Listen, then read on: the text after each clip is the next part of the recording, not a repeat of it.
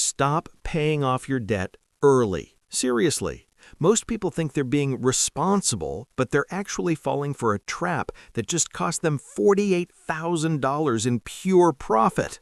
Look, the banks want you to pay them back fast because being debt-free is the fastest way to stay middle class. Today I'm breaking down the F-squared rule. If you don't understand this simple math, you aren't just saving on interest, you're burning your net worth. And by the end of this video, you'll know exactly why your debt-free dream is actually a financial nightmare and the exact moment you need to stop sending the bank an extra dime. So let's get right into it. What is the F-squared rule? It stands for financial flexibility versus fixed interest. Here's the thing. Most Americans look at their 4% or 5% mortgage and think, I need to kill that interest. But they forget that money has a job.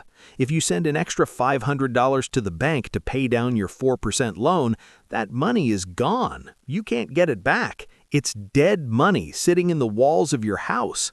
But if you took that same $500 and put it into an index fund averaging 8% or 10%, you aren't just saving 4%, you're losing the 6% difference. That's the F-squared rule.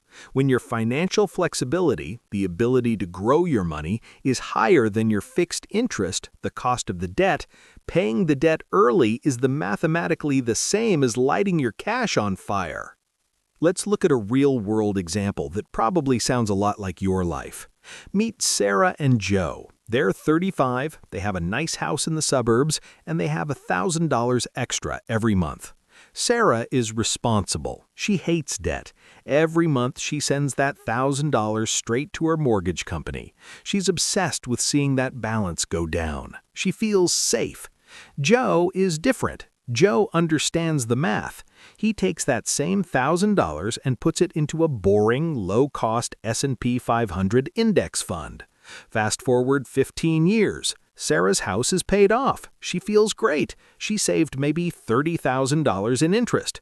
But her bank account, it's pretty much empty because all her wealth is locked in her roof. If she loses her job tomorrow, the bank doesn't care that she's ahead on payments. They still want their monthly check or they'll take the house.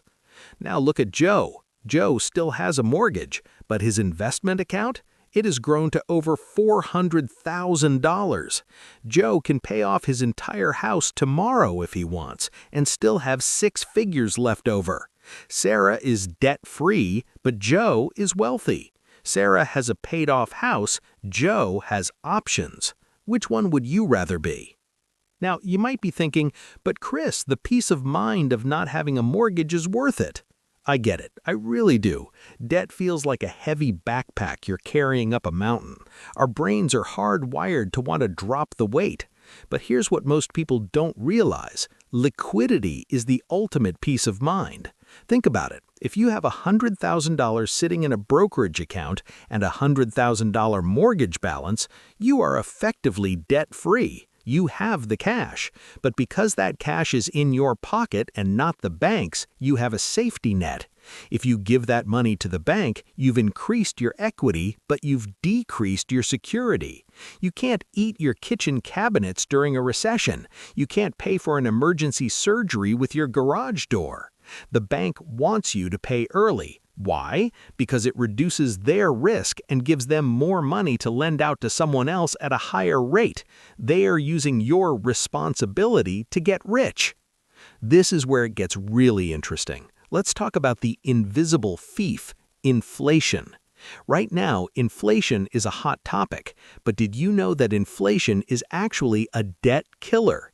Imagine you bought a house in 1970 with a $150 monthly mortgage.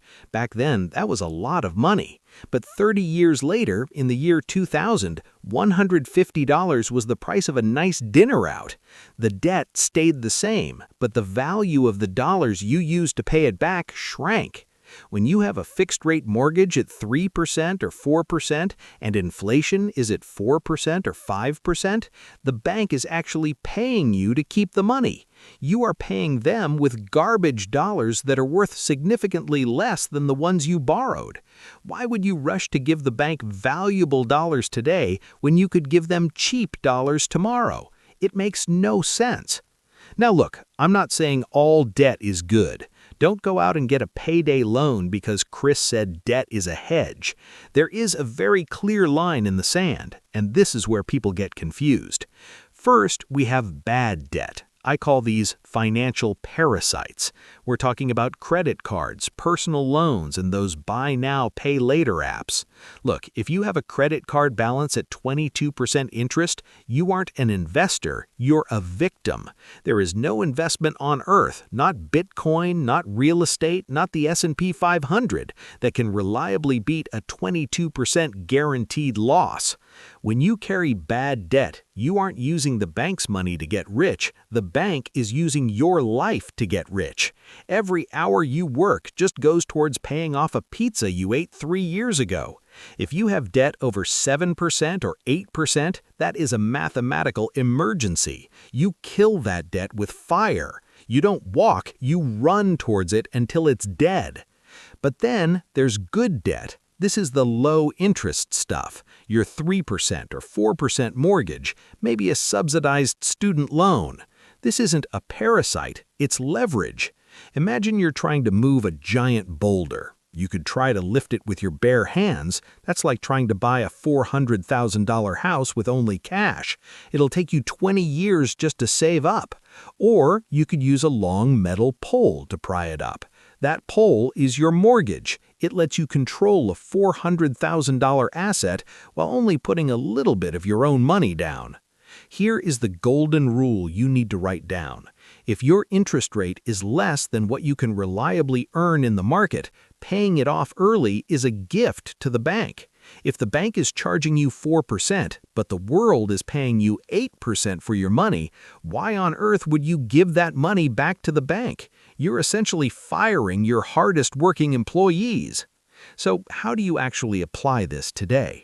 Check your rates. Go look at every debt you have. If it's over 7%, that's your priority. Pay it off.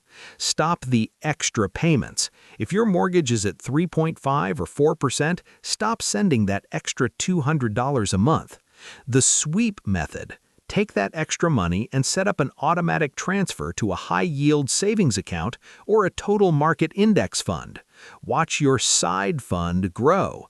Once that account is larger than your debt balance, you've won. You are mathematically debt-free. You'll find that your stress levels actually go down when you see $50,000 in your bank account, even if you still owe the bank $50,000, because now you're in control. Look, the debt-free movement has helped a lot of people stop overspending, and that's great. But if you want to move beyond just surviving and actually start thriving, you have to think like an investor. The math doesn't have feelings. It doesn't care about the American dream of a paid-off porch. It only cares about where your dollar is most productive. Stop giving the banks your future fortune just because it makes you feel responsible for 5 minutes.